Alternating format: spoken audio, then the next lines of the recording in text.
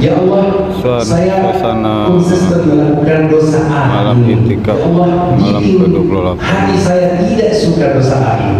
di Ya. Masjid Al-Azhar. Doa sama Allah. Doa kepada Allah. Kesempatan yang luar biasa. Apalagi suasananya Masya Allah luar biasa di Masjid Al-Azhar. Apalagi Masya Allah ada banyak fasilitas. Tadi sebelum saya masuk, saya sempat ke toilet. Saya kagum dengan Masjid Al-Azhar gara-gara toiletnya beliau. Kenapa? Sangat bersih, sangat teratur. Saya kadang-kadang suka sedih. Masuk mall, toiletnya bersih. Tapi giliran masjid masih mana? Untuk pengunjung rumah Allah ini masjid ini. Jadi Masya Allah fasilitasnya tersedia. Masjid yang bagus, yang nyaman, pengurus yang membantu, yang ikhlas, toilet yang bersih. Gunakan kesempatan ini sebaik-baiknya. Insya Allah ada banyak kesempatan, banyak hadiah, banyak promo di bulan Ramadan ini. Jika dari awal Ramadan ibadah belum maksimal, usahakan masih tinggal 2 hari. Di 2 hari ini kita bisa dapat apa yang kita mau. Di 2 hari ini kita bisa terhindar dari api neraka. Masih ada kesempatan. Ramadan belum selesai. Masih ada promo, masih ada kesempatan. Bismillah, semoga kita semua termasuk orang yang terhindar dari api neraka. Amin ya rabbal alamin. Baik, bismillahirrahmanirrahim. Amalan yang pertama dan yang sangat terkenal di bulan Ramadan ini adalah membaca Al-Quran. Betul, karena Ramadan adalah Syahrul Quran. Ramadan adalah bulan Al-Quran. Tetapi sebenarnya membaca Al-Quran itu ada 4 tingkat. Ayo kita cek bersama, kita berada di tingkat nomor berapa? Ada 4 tingkat ya. Tingkat nomor 1 itu membacanya, dapat pahala insyaAllah. Tingkat nomor 1 membacanya, ayo membaca Bismillahirrahmanirrahim, Alhamdulillahirrahmanirrahim, Ar-Rahmanirrahim. Membaca 1 huruf, 1 kebaikan, 1 kebaikan 10 kebaikan. Lupa ya, kita dikasih ada promo. 1 kebaikan dijadikan 10 kebaikan.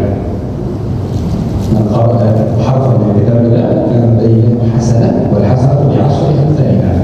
Barang siapa yang membaca 1 huruf dari kitabullah, dari kalamullah, dari Al-Quran, maka dihitung 1 kebaikan, dan 1 kebaikan itu setara dengan 10 kebaikan. Bismillahirrahmanirrahim. Berapa huruf? 19 huruf. Masya Allah. Jadi ada 19 kebaikan dikali 10, 190 kebaikan. Masya Allah, promo yang luar biasa. Ini tingkat pertama, membaca Al-Quran. Tingkat yang insya Allah pahalanya banyak. Ustaz, apakah perlu saya pahami apa yang saya baca itu? Selama di tingkat pertama tidak perlu, tetap dalam pahala.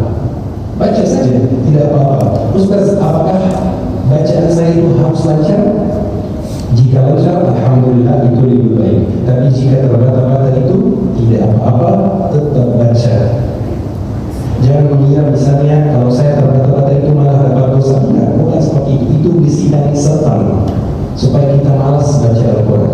Baca Al-Quran walaupun terbata-bata. Bahkan ada hadis sahih, Al-Mahiru bil-Quran ma'as-satratil kiram. Orang yang pintar membaca Al-Quran itu akan dibangkitkan bersama malaikat yang mulia. Siapa yang biasanya dibangkitkan bersama malaikat yang mulia? Para nabi, para rasul, para syahid. InsyaAllah orang yang pintar membaca Al-Quran dibangkitkan bersama malaikat yang mulia. Wal mutata'ati'u bihi falahu ajran. Dan orang yang terbata-bata membaca Al-Quran itu ada 2 pahala. Luar biasa. Belum baca membaca Al-Quran tetap ada 2 pahala. Pahala yang pertama, pahala membaca Al-Quran. Pahala yang kedua, pahala menghadapi kesulitan membaca Al-Quran. Belum belajar membaca Al-Quran, walaupun belum belajar masih mau membaca, masih konsisten membaca, itu ada pahalanya. Kesulitan yang kita hadapi ketika kita membaca, Allah tidak lupakan kesulitan ini. Kita bakal lupakan. Hari ini saya sulit membaca Al-Quran. Ya Allah, huruf Arab itu dibaca bagaimana? Besok kita lupa kesulitan itu. Tapi nanti di hari kiamat Allah tidak lupa. Allah bakal ingatkan kita.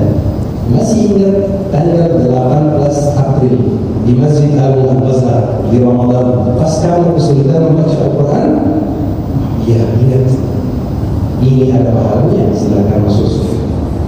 Allah tidak lupa kesulitan yang kita hadapi pas beribadah. Allah tidak lupa kesulitan yang kita hadapi untuk memerangi hawa nafsu kita. Saya mau rebahan, saya mau tidur, nah, saya memerangi hawa nafsu saya membaca Al-Quran. Kesulitannya hilang, pahalanya tetap. Itu konsepnya. Kesulitannya hilang, pahalanya tetap. Jadi di tingkat pertama itu, yaitu membaca Al-Quran, insya Allah pahalanya sangat baik. Tetapi kita ingin meningkatkan kualitas membaca Al-Quran. Jadi kita ingin naik sampai ke tingkat keempat. Tingkat yang kedua, apa itu kira-kira? Memahami arti ayat. Memahami arti ayat. Makanya saya kampung lagi dengan pengurus Masjid Al-Azhar ketika tadi ada tilawah yang sangat lembut, sangat enak didengar, diikuti dengan arti ayatnya. Kami Allah, karena tidak semuanya seperti itu. Karena arti ayat itu sangat penting. Jadi kita ingin meningkatkan kualitasnya dengan memahami arti ayat. Itu tingkat kedua, memahami arti ayat.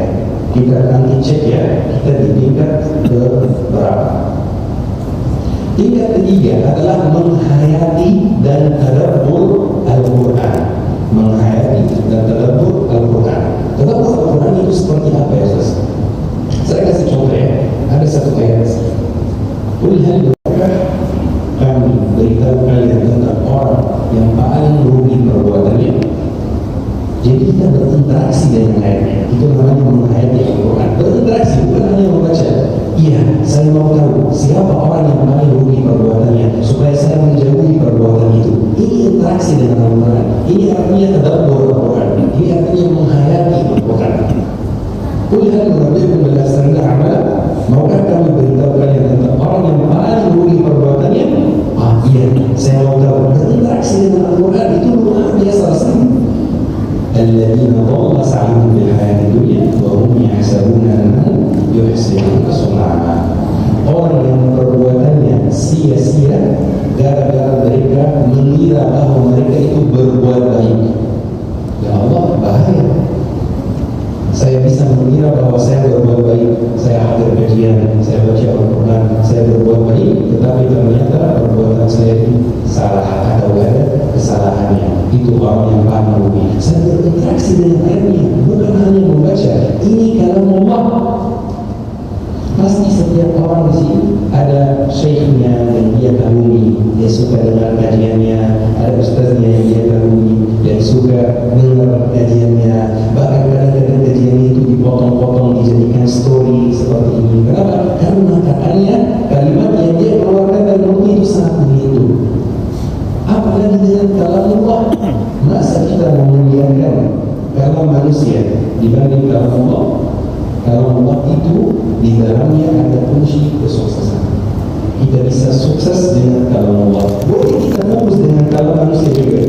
Cuma utamakan kalam Allah. Interaksi dengan kalam Allah. Baca kalam Allah dengan menghayati, bukan hanya membaca saja. Setiap ayat, misalnya ada ayat tentang siksaan di neraka, jangan lagi membaca dulu, berhenti dulu, bayangkan neraka itu seperti apa. Itu bakal meningkatkan keimanan Anda. Ada ayat tentang indahnya surga, berhenti dulu, jangan lagi baca, jangan terburu-buru. Bayangkan keindahan surga itu seperti apa, jadi lebih semangat berbuat untuk masuk surga. Itu tingkat ketiga, yaitu menghayati Al-Quran, yaitu tadabbur Al-Quran. Tingkat keempat itu adalah mengamalkannya, mengamalkan apa yang ada di dalam Al-Quran. Ada ayat tentang berbuat baik kepada orang tua, kita langsung pas kita baca ayat itu, kita pergi berbuat baik kepada orang tua. Jika orang tua sudah meninggal, kita kirim doa, kita kirim sedekah, kita doakan mereka membutuhkan doa kita. Jika mata bi'adam qata'a amaluhu illa min thalas. Jika anak Adam itu meninggal, maka amalannya terputus kecuali 3. Yang pertama, sedekah jariyah, sedekah yang mengalir terus. Yang kedua, ilmu muntafa'in, ilmu yang bermanfaat. Yang ketiga, waladun salihun yad'u lahu, anak saleh yang mendoakannya. Hari ini saya baca ayat tentang orang tua. Ayo, bismillah, segera kita berbuat baik kepada orang tua yang masih hidup dan yang sudah meninggal. Yang masih hidup dengan melayani mereka, lembut dengan mereka, tidak marah kepada mereka, tidak bosan kalau mereka sudah tua dan sudah tidak fokus, sudah membutuhkan layanan yang ekstra, sudah membutuhkan kesabaran yang ekstra. Dan yang sudah meninggal kita kirim doa, kirim sedekah jariah. Ini 4 tingkat membaca Al-Quran. Yang pertama membaca, yang kedua memahami artinya, yang ketiga menghayati tadabbur, yang keempat mengamalkannya. Saya pernah penasaran dan bertanya kepada syekh saya, kita ini menghafal Al-Quran, apakah semua sahabat menghafal Al-Quran? Wahai syekh, kata syekh, tidak semuanya menghafal Al-Quran, tidak 30 juz. Ada sahabat yang hafiz 30 juz, ada sahabat yang tidak sempat hafal 30 juz. Jadi saya agak penasaran, kenapa ada sahabat yang dididik langsung oleh Rasulullah tidak hafal Al-Quran, tidak 30 juz? Kata syekh, karena sahabat itu ketika menghafal Al-Quran, mereka ada 2 cara. Ada 2 cara untuk menghafal Al-Quran. Cara yang pertama diikuti sebagian sahabat, cara yang kedua diikuti sebagian lainnya. Cara yang pertama langsung menghafal. Kita buka hari ini, saya mau menghafal 10 ayat. Sudah, saya hafal 10 ayat. Ini cara yang pertama, dan ini cara yang baik. Cara yang kedua, saya fokus kepada 10 ayat ini. Saya pahami artinya dulu, saya menghayatinya dulu, tadabbur dulu, saya menghafalnya, saya mengamalkannya. Makanya agak lambat, tidak sempat hafal 30 juz. Dan cara ini juga baik dan boleh diikuti, tinggal kita pilih. Jangan-jangan kita sampai tidak ada cara sama sekali. Boleh ada cara pertama ini kita pakai, boleh cara kedua ini kita pakai juga, insyaAllah. Jadi 4 tingkat, yang pertama membaca, yang kedua memahami artinya, yang ketiga menghayatinya, tadabbur, yang keempat mengamalkannya. Bismillahirrahmanirrahim. Tetapi sangat padahal sangat sederhana dan membutuhkan waktu mungkin 10 detik, 15 detik. Rasulullah SAW telah bersabda, "Man qara'a surah ayat al-kursi ba'da salati al-maktuba, laisa bainahu wa bainal jannah illa al-maut." Barang siapa yang membaca ayat kursi setelah salat fardhu, setelah salat wajib, maka tidak ada yang menghalangi surga kecuali kematian. Maksudnya tinggal meninggal masuk surga. Luar biasa pahalanya. Padahal amalannya biasa saja, amalnya sangat mudah, tetapi pahalanya sangat besar. Apa itu? Membaca ayat al-kursi setelah sholat. Setelah sholat zuhur membaca ayat al-kursi, setelah sholat asar membaca ayat al-kursi, maghrib, isya, subuh membaca ayat al-kursi. Itu butuh waktu berapa detik Bapak Ibu? 10 detik mungkin ya, 15 detik. Baik. 15 detik. Tidak.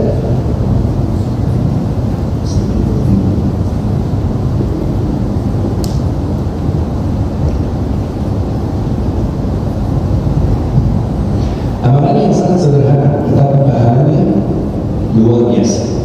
Saya ada cerita juga dari nenek saya. Nenek saya itu dulu kerjanya pegawai di suatu pabrik di Mesir. Beliau yang memfasilitasi pekerja di sana, memfasilitasi layanan kesehatan kepada mereka. Ini kerjaan nenek saya waktu di Mesir. Waktu itu ada perjalanan ke kota yang ada pantai gitu ya, karena di Kairo tidak ada pantai. Jadi setiap tahun biasanya warga Kairo itu suka ke kota yang ada pantai untuk jalan-jalan seperti ini, untuk renang. Jadi di pabrik itu ada perjalanan gratis buat semua orang yang kerja di pabrik itu ke kota Iskandaria. Ada pantai yang bagus sekali dan sangat indah di sana. Pas mereka di bis, waktu itu Mesir ya juga jalannya belum lancar, ya misalnya tidak ada tol misalnya, banyak batu di jalan seperti ini, bisnya kecelakaan. 25 orang di dalam bis itu termasuk supir, semuanya meninggal dunia kecuali dengan saya. Kejadian yang bikin kita penasaran, kok bisa ya? Semuanya meninggal kecuali dengan saya. Itu apa ya? Kira-kira kenapa ya? Jadi pas nanti cerita seperti itu, saya tanya, pasti ada rahasianya. Pasti ada rahasianya. Kenapa? Apa amalan yang boleh lakukan itu supaya bisa selamat dari kecelakaan seperti itu? Ternyata amalannya adalah membaca ayat Al-Kursi. Mengamalkan satu hadis. Barang siapa yang membaca ayat Al-Kursi setelah sholat fardu, maka dia berada dalam perlindungan Allah sampai sholat berikutnya. Jadi kalau kita membaca ayat Al-Kursi setelah sholat lima waktu, maka kita selalu berada dalam perlindungan Allah. Kita kalau berada dalam perlindungan manusia kadang-kadang merasa aman, apalagi perlindungan Allah.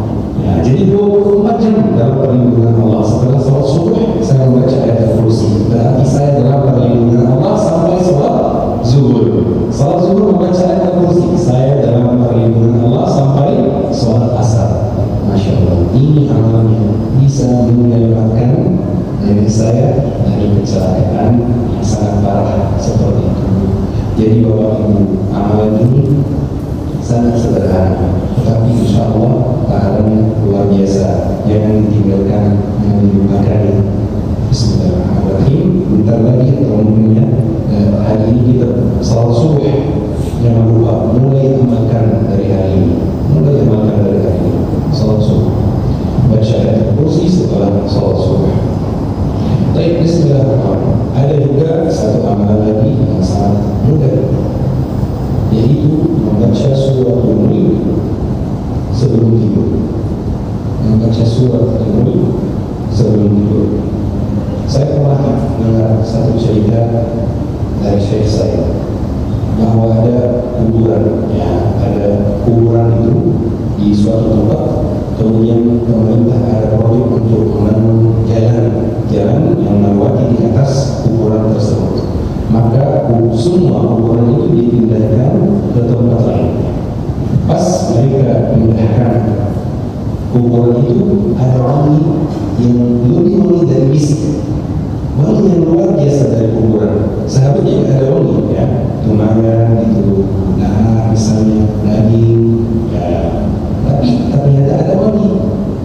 Dicari siapa orang yang wangi di bawah ini, dan keluarganya dicari. Apa amalannya supaya bisa kuburan yang wangi seperti itu?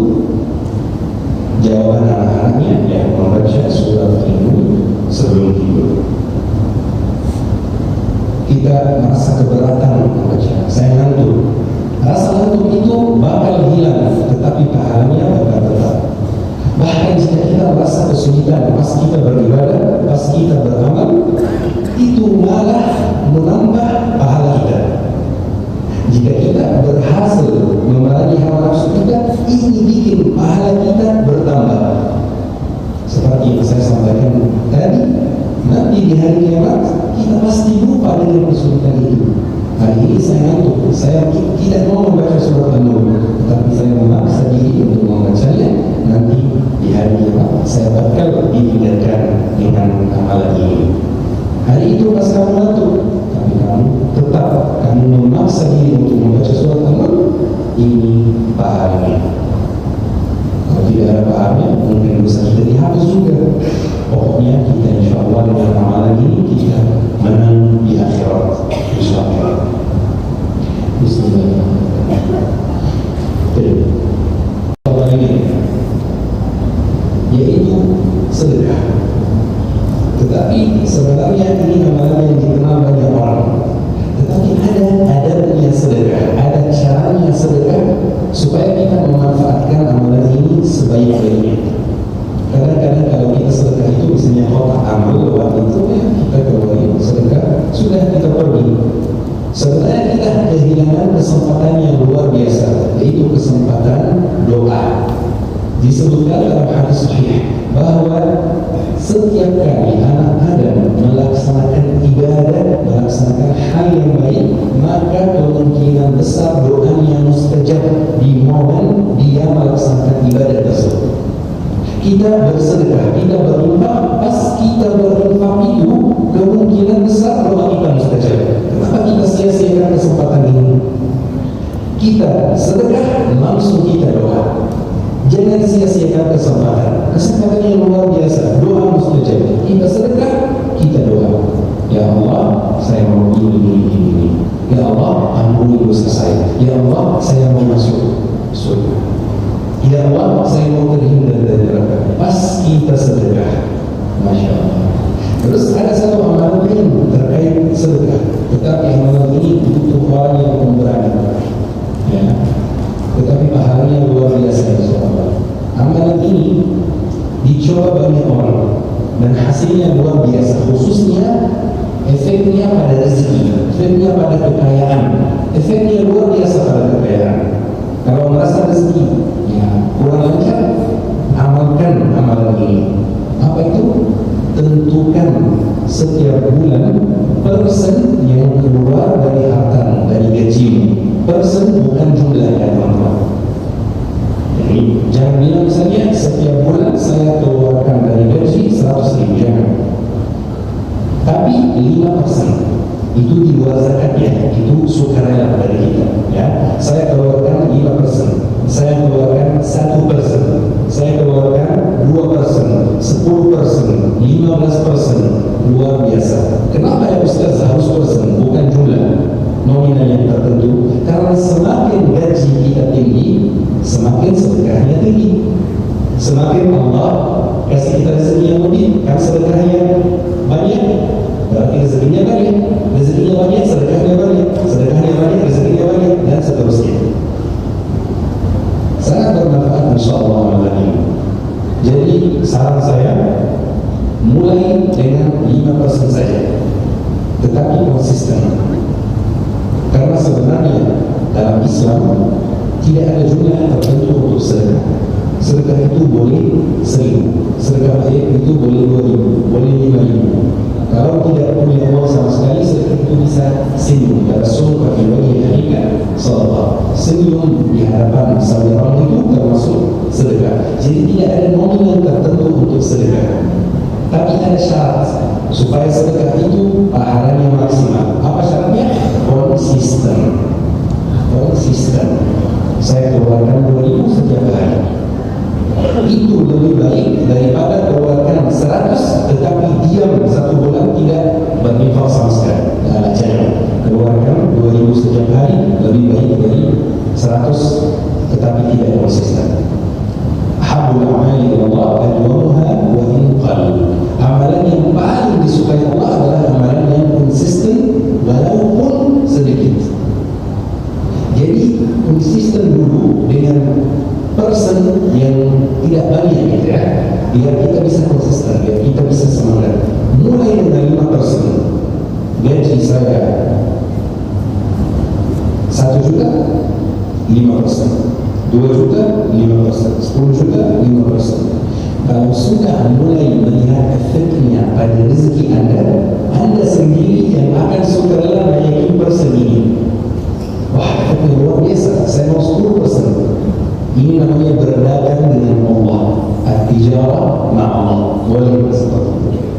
Tijarah dan tabur. Tijarah, perdagangan, tidak akan dulu. Jadi mulai dengan 5% atau 2% atau 1%, dan jangan lebih. Nanti di masa depan jangan lebih dari 30%. Kita Rasulullah was-sulus kesini. Sepertiga itu sudah sangat banyak. Maksimal 30%. Baik, bismillahirrahmanirrahim. Ada satu amalan lagi yang insyaAllah sangat penting. Apa? Mencari waktu di mana banyak orang lalai beribadah. Di waktu itu kita beribadah. Namanya ibadatul ghaflah. Ibadah kelalaian. Mencari waktu di mana banyak orang lupa beribadah dan kita mendekati waktu lebaran. Betul kan? Orang semangat beribadah di bulan Ramadan, semangat salat tarawih, semangat qiyamul lail, semangat bersedekah, tetapi pas lebaran ya di masjid, assalamualaikum, sampai jumpa tahun depan. Mushaf, sampai jumpa tahun depan. Banyak dari kita seperti itu, betul? Kita mencari waktu itu untuk melaksanakan ibadah. Pahalanya sangat besar. Mencari di mana waktu orang sangat sibuk dengan kehidupan dunia ini, kita beribadah. Jadi di lebaran berbanyak ibadah, jangan kurang ibadah. Kalau qiyamul lail di Ramadan, tetap qiyamul lail di lebaran. Kapan lagi ada waktu yang di mana bagi orang lalai beribadah? Malam tahun baru itu sangat terkenal, betul kan? Makanya sudah alhamdulillah hampir 10 tahun saya konsisten di malam tahun baru saya qiyamul. Saya tidak qiyamul setiap hari. Kadang-kadang qiyamul, kadang-kadang tidak. Tapi di malam tahun baru saya qiyamul. Kenapa? Karena lalai beribadah di hari ini amalan insyaallah mudah dilaksanakan. Ya, di mana banyak orang sibuk, kita beribadah. Baik. Subhanallah, waktu berlalu sangat cepat ya.